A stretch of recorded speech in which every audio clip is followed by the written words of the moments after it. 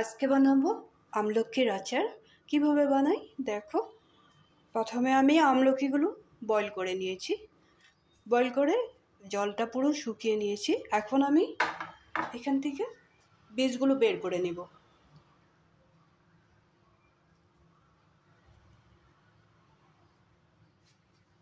জলটা কিন্তু পুরো শুকিয়ে নিতে হবে। কত বড় বড় সাইজের দেখো।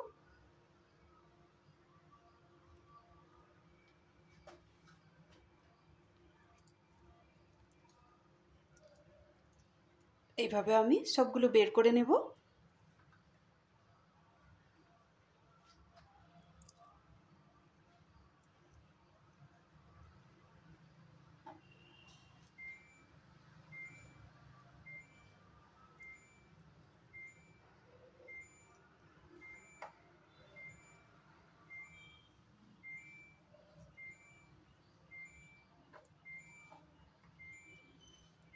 আর একটা কথা মনে রাখবে, বয়েল করার সময় হয় ভিনিগার না তো একটু লবণ দিবে। একদমই ভুলবে না এই জিনিসটা।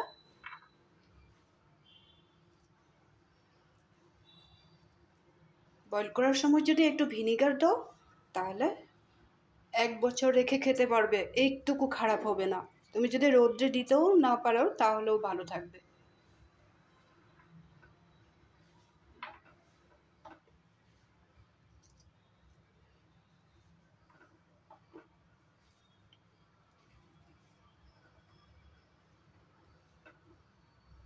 আর 2-1টা বাকি আছে, এটাও আমি বের করে নেব। দেখিয়ে দিলাম তোমাদেরকে। একটুকু জল নেই, সব শুকিয়ে নিয়েছি সুন্দরভাবে। এখন আমি একটু গোটা মশলা গরম করে নেব।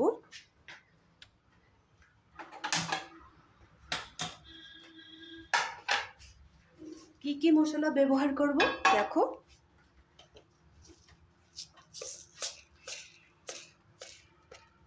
একটু দিয়ে দেব গোটা পান মশলা। আমলকি খুব বেশি একটা নাই, যতখানি লাগবে অতটুকুই দেবো আমি। একটু আজওয়াইন দিয়ে দেব। আচারের মধ্যে একটু আজওয়াইনের মশলা থাকলে এত বেশি ভালো হয় না, বলে বোঝাতে পারবো না আমি। একটু সরষা দিয়ে দেব। কালো সরষা হোক সাদা সরষা হোক দিলেই হলো।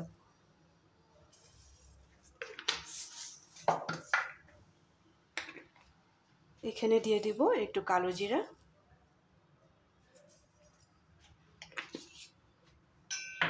একসাথে 5 ফোড়ন দিলেও কোনো কিছু হবে না, ভালোই হবে। আমার সব আলাদা আলাদা ছিল বলে আমি আলাদা আলাদা দিয়েছি। একটু ধনে দিয়ে দেব, গোটা ধনে।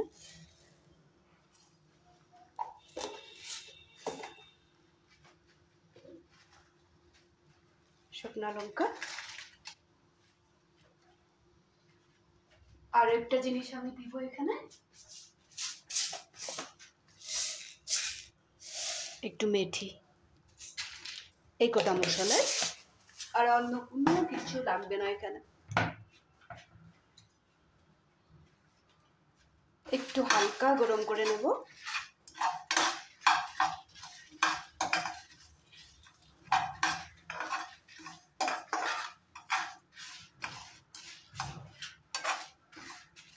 আবার বলে দেব একটু গুটে ধনে আর মেথি আর পান মশলা, শুকনো লঙ্কা, সরষা, কালো জিরা, আজওয়াইন। এ কটা জিনিসই লাগবে। আমি এটাকে ঠান্ডা করে পাউডার বানিয়ে নেব।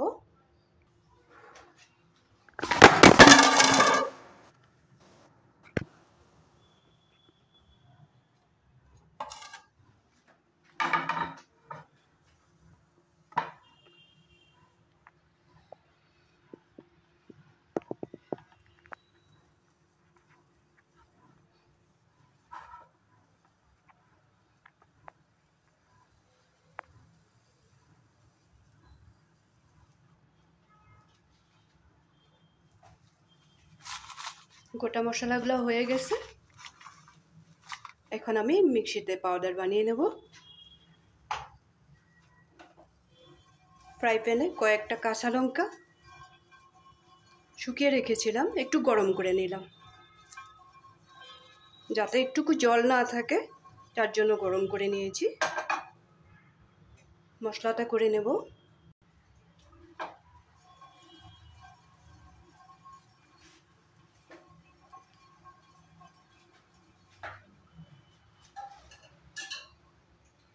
এই লঙ্কাগুলো আমি আলাদা রেখে দেব। এখন আমি একটু সরষের তেল গরম করে নেব। এই মশলাটা আমি আধা বাটা করে নিয়েছি।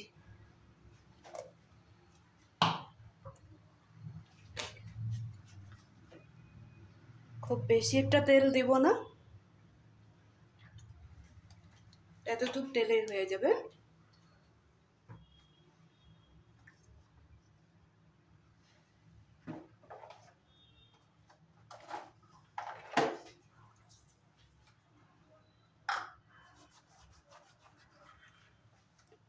এখন তেলের মধ্যে একটু পাঁচফোড়ন দিয়ে দিব।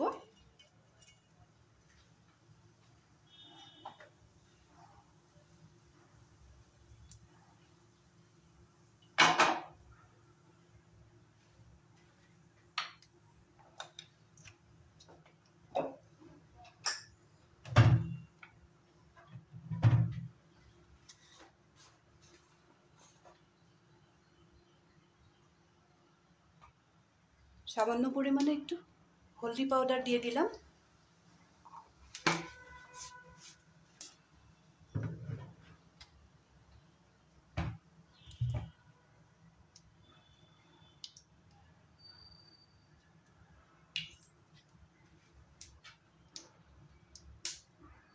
লবণটাও তেলের মধ্যে দিয়ে দিব।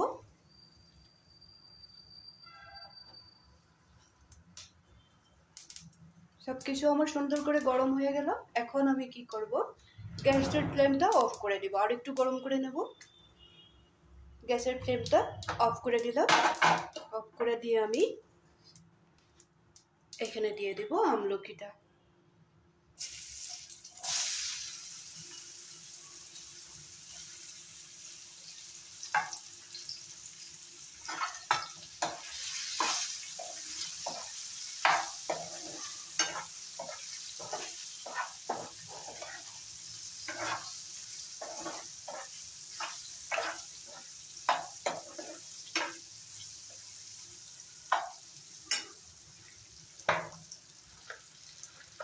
এখানে দিয়ে দিব একটু ভিনিগার।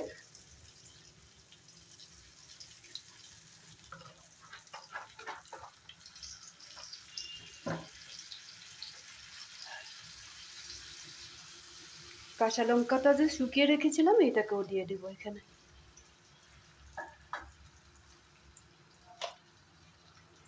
ভাজা মশলাটাও দিয়ে দিব এখানে।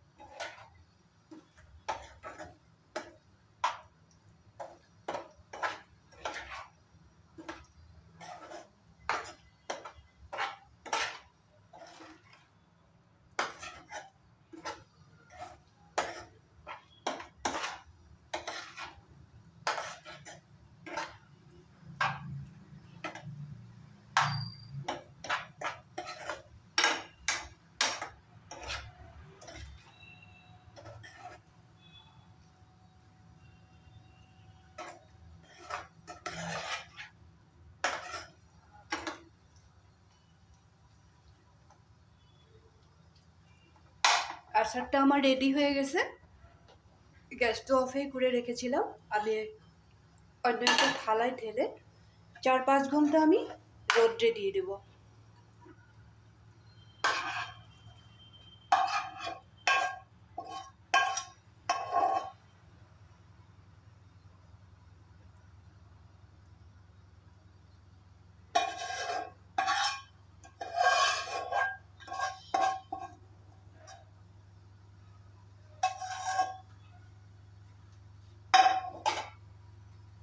আর এখানে আমি তেল দিব না, কোনো মশলাও দিব না, কিচ্ছু দিব না, সব কিছু দেওয়া হয়ে গেছে। এখন আমি 2-3 দিন ভালো মতো, আজকে আমি 4-5 ঘন্টার মতো দিব। এইভাবে আমি 2-3 দিন রোদে দিয়ে রাখবো। তারপরে বোতলে যখন আমি ঢুকিয়ে রাখবো তখন আবার একটু ভিনিগার দিয়ে রাখবো। বৃষ্টি হোক রৌদ্র না থাকলেও আচারটা যে একটুকু নষ্ট হবে না। এইভাবে বাড়িতে, এখন তো আমলকি পাবেই, তোমরাও বাড়িতে বানিও, খেয়ে দেখো একবার। আমলকিটা তো এমনিও আমাদের জন্য খুবই ভালো। তাহলে তোমাদের আজকে আচারের রেসিপিটা কেমন লাগলো কমেন্ট করে বলতে আমাকে ভুলবে না। তোমরা বাড়িতে বানিয়ে রেখে দিও। কিনা আচারগুলো একদমই ভালো লাগে না, অতিরিক্ত ভিনিগার দিয়ে রেখে দেয়। তাহলে বেশি দেরি না করে লাইক শেয়ার তো করবে, কমেন্ট করবে, সবসময় আমার সাথে থাকবে, ভালো থাকবে।